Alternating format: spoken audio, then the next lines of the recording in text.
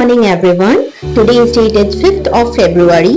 बजे हैं सुबह के 6 और let's continue with our current affair sessions for the 21st BPSC exam in English medium. ठीक है, इंग्लिश मीडियम में for your 21st BPSC exam आज मैं आपके लिए 10 एमसीक्यू लेके आई हूँ with respect to your current affairs. ठीक है, so let's begin this session. First question अमित you is that how much funding, कितनी फंडिंग दी गई है for the Samudrayaan project under the deep ocean mission. जैसे ना डीप ओशन मिशन होता है, जैसे ओशनोग्राफी में आप पढ़े होंगे या फिर ओशनोग्राफी आप नहीं भी जानते तो भी आपको ये पता होगा कि ओशंस में भी लेयर्स होते हैं ना, तो इसमें भी डीप ओशन मिशंस करवाए जाते हैं। ठीक है, क्योंकि अपनी ब्लू इकोनॉमी को स्ट्रेंथन करनी होती है ना। किसको स्ट्रेंथन करनी होती है? अपनी ब्लू इकोनॉमी के लिए ये बहुत ज्यादा बेनिफिशियल होता है। ठीक है, तो अब क्या है, समुद्रयान प्रोजेक्ट को लॉन्च तो कर दिया गया है, बट इस यूनियन बजट में जो कि आपके financial year for this 25 launch किया गया है, उसमें कितनी फंडिंग की गई है? आपके सामने ऑप्शन है 500 करोड़, 600 करोड़, 700 करोड़ या 800 करोड़। ठीक है, तो ये आपका कितनी की फंडिंग की गई है? 600 करोड़ की, है ना। कितनी की फंडिंग की गई है? 600 करोड़ की। ओके, और ये समुद्रयान प्रोजेक्ट आपकी किस मिनिस्ट्री के अंदर आती है? ये आती है आपकी मिनिस्ट्री ऑफ अर्थ साइंस के अंदर। ठीक है, मिनिस्ट्री ऑफ अर्थ साइंस के अंदर आती है। और ये क्या है ना कि 6000 metre beyond the main sea level के 6000 मीटर बियॉन्ड जाना, मतलब नीचे जाना है, वहां पे हम लोग डीप ओशन का एक्सप्लोरेशन करते। ओके, ठीक है, तो इसका सिग्निफिकेंस क्या है ना कि जैसे आपके जितने भी मिनरल्स होते हैं, जैसे मैंगनीज हो गए, कोबाल्ट हो गया, फिर कॉपर हो गए, निकल हो गया, ये सारे मैंगनीज को एक्सट्रैक्ट किया जाता है सो दैट आपकी ब्लू इकोनॉमी क्या कर सके, प्रमोट कर सके। मिनरल्स का भी काफी ज्यादा यूटिलिटी है ना, केमोसिंथेसिस में, देन हाइड्रोथर्मोवेंट्स में, वो सब में भी यूज करते हैं ना, तो ये सब में भी यूज होता है, फिर आपके इंडस्ट्रीज में भी यूज होते हैं। ठीक है, तो ये सारी बातें हैं। ओके, तो इसके लिए कितनी फंडिंग की गई है? 600 करोड़ की। किस मिनिस्ट्री के अंदर आती है Samudrayaan project? Ministry of earth science के अंदर आती है। ओके, इतनी बातें याद रहेंगी। Let's move toward our next question which is question number 2 which is 2 invasive species. किसकी स्पीसीज? फिश की species. Has the NGT national green tribunal sought a response from centers regarding their use as biological agents for mosquito control, है ना। तो ये ऐसी दो species है जिसको मॉस्किटो कंट्रोल में, है ना, मॉस्किटो के कंट्रोल में यूज किए जा सकते हैं। तो वो दो स्पीसीज कौन कौन से हैं? Tilapia and catla, rohu and hilsa, gambusia affinis and poecilia reticulata या फिर क्लैरियस, बैट्राशस एंड पेंजासियस। ठीक है, तो ये चार आपके स्पीसीज के नाम है, मतलब 4 ऑप्शन है जिसमें आपके स्पीसीज के नाम लिखे हैं। ठीक है, तो रिसेंटली में ये आपकी एनजीटी ने मतलब फाउंड आउट किया है। ठीक है, तो ये कौन सी है आपकी?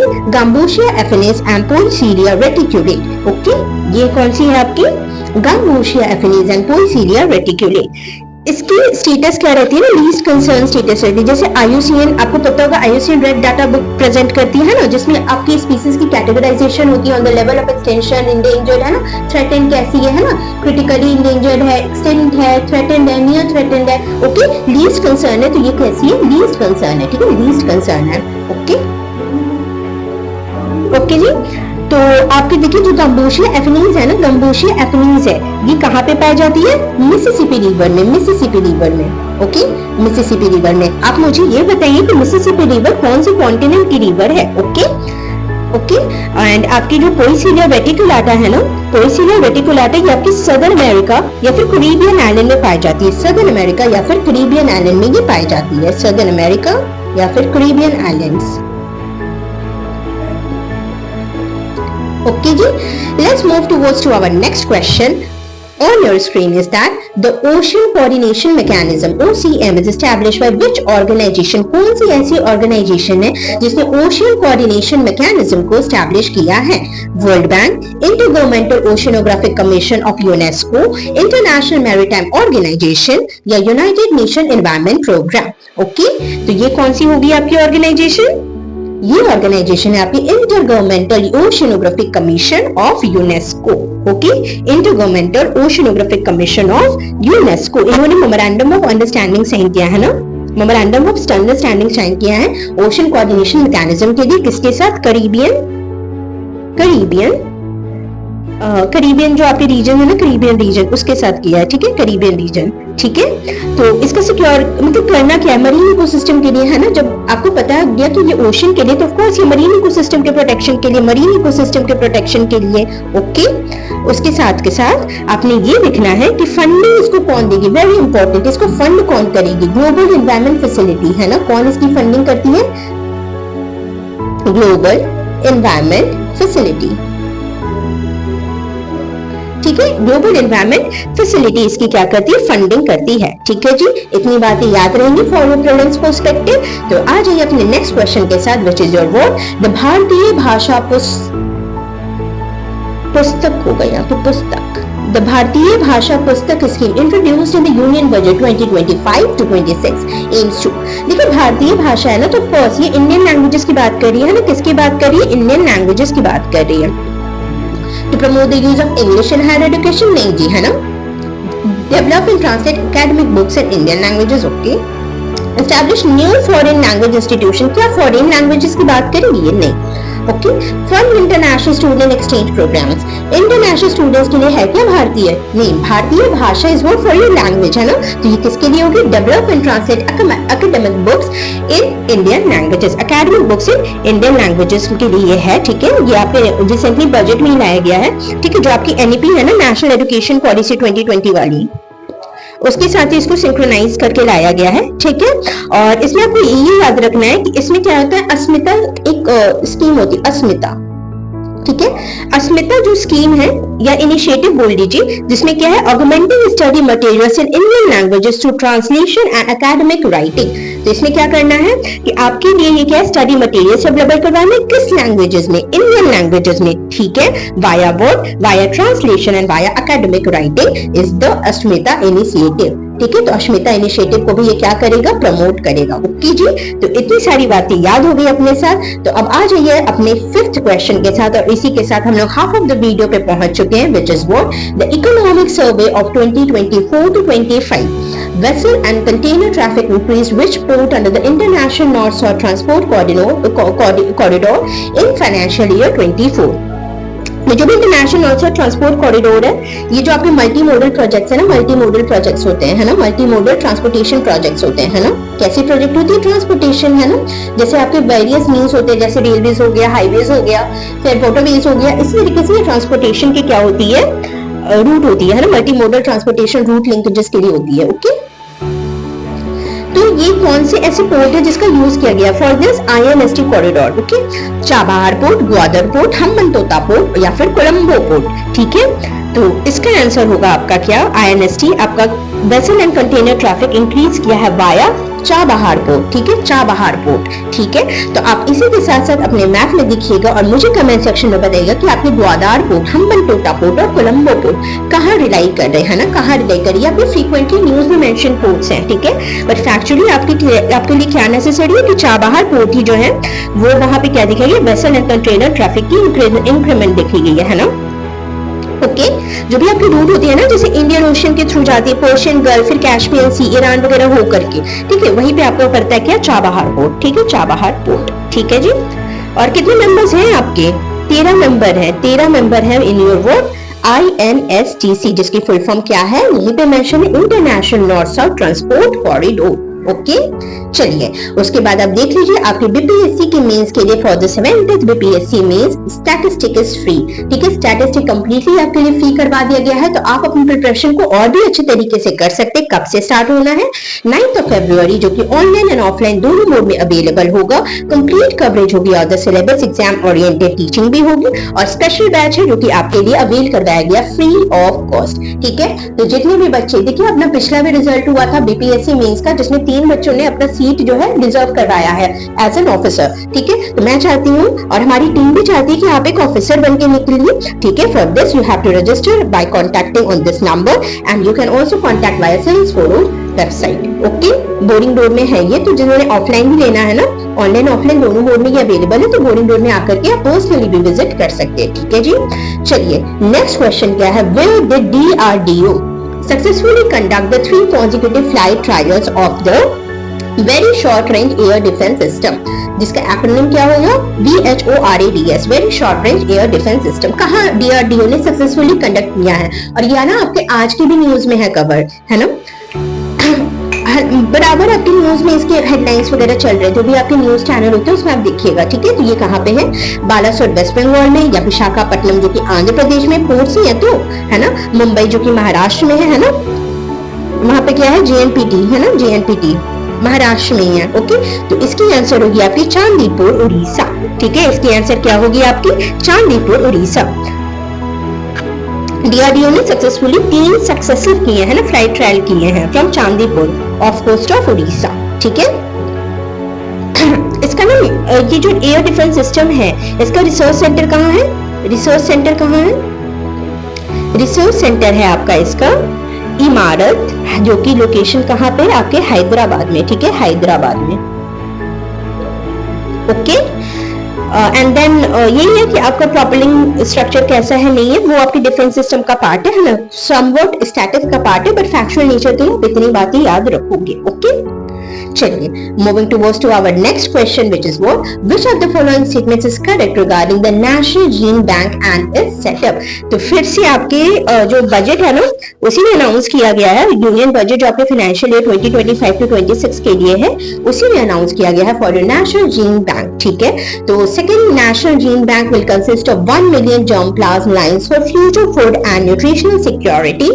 Fourth national gene bank was set up by ICAR, Indian Council of Agriculture Research, in 1996. Second gene bank was set up in 1996 in New Delhi. या फिर first national gene bank was announced in the union budget of 2023 to 24. ठीक है, factual nature के question है, जिसमें आपका क्या है ना, ये second national gene bank establish करने की बात आई है, ठीक है, जहाँ पे 1 million germs plasm लाइन को मतलब कंसिस्टेंट होगा वहां पे इस जीन बैंक में, क्योंकि जीन बैंक है ना, तो ये ऑफ कोर्स आपके जीन को ही कंसिस्ट करेगा, है ना, जीन को ही कंसिस्ट करेगा, जो आपके जीन्स होते हैं ना, हेरिडेटरी यूनिट्स होते हैं, है ना, स्मॉलर हेरिडेटरी यूनिट्स आपके क्या होते हैं, जीन्स ही होते हैं, ठीक है, जो आपके DNA वगैरह में पाए जाते हैं, ठीक है। तो वो क्या है, सेकंड स्टैब्लिश किया जाएगा with 1 million germs plasm line for the future food and nutritional security. इससे हम लोग क्या करेंगे, नेशनल न्यूट्रिशनल सिक्योरिटी को भी ये क्या करेगा, प्रमोट करेगा, NNS नेशनल न्यूट्रिशनल सिक्योरिटी को भी, ठीक है। फोर्थ नेशनल जीन बैंक तो अभी तक सेटअप ही नहीं हुआ, तो ये ऑप्शन एलिमिनेट हो जाता है, सेकंड नहीं एस्टैब्लिश हुआ है ना, 1996 में आपके सेकंड नहीं एस्टैब्लिश हुए हैं, है ना, बहुत पहले, 1996 तो बहुत पहले की बात होगी, फर्स्ट एस्टैब्लिश हुई है अभी तो, ठीक है। तो ये भी गलत। First national gene bank was announced in the union budget of 2023 to 24, नहीं जी, आपके फर्स्ट जीन बैंक जो है बहुत पहले एस्टैब्लिश हो गए थे, आपके फर्स्ट ही जीन बैंक जो है 1996 में एस्टैब्लिश हुए थे, ठीक है। तो first national gene bank was established when it was established in 1996 where in New Delhi, ठीक है। ये कायदे से ना आपको जो सी स्टेटमेंट है वहां पे सेकंड नहीं फर्स्ट होना चाहिए था, तब वो जाके सही हो जाता, ठीक है। तो अभी आप इतनी बातें याद रखेंगे, तो इसका सेकंड ऑप्शन क्या हो जाएगा, eliminate, third option eliminate, fourth option eliminate, first option is the correct answer, which is the second national gene bank will consist of 1 million germs plasm line for future food and nutritional security. Okay, अब आज ये ना थोड़ा सा मैंने आपको pattern change किया है, क्यों, एक क्वेश्चन मैं चाहती हूँ कि एक आपका ना एक क्वेश्चन जाए जो कि बाउंसर क्वेश्चन हो आपके लिए, ठीक है। ये स्टेटमेंट बेस्ड क्वेश्चन है, हालांकि ये यूपीएससी के पैटर्न पे है, बट मैं चाहती हूँ कि आप प्रिपेयर हो जाओ इस क्वेश्चंस को भी हैंडल करने के लिए। तो एक क्वेश्चन बस मैंने जस्ट ऐसा डाल दिया, ठीक है। Which of the following statement is correct, कौन सा स्टेटमेंट करेक्ट है regarding the Japan's recent space mission involving the launch of the Michibiki 6 satellite. News में भी है ना, जापान ने लॉन्च किया मिचिबिकी 6 सैटेलाइट, तो इसके करेक्ट आंसर क्या होंगे। मिचिबिकी 6 satellite was launch using Japan's news H3 rocket, H3 rocket का यूज किया गया, बिल्कुल हाँ जी, यूज किया गया। The satellite is a part of Japan's navigation system known as Michibiki, बिल्कुल नेविगेशन सिस्टम जापान को क्या बोले जाती है, मिचिबिकी, है ना।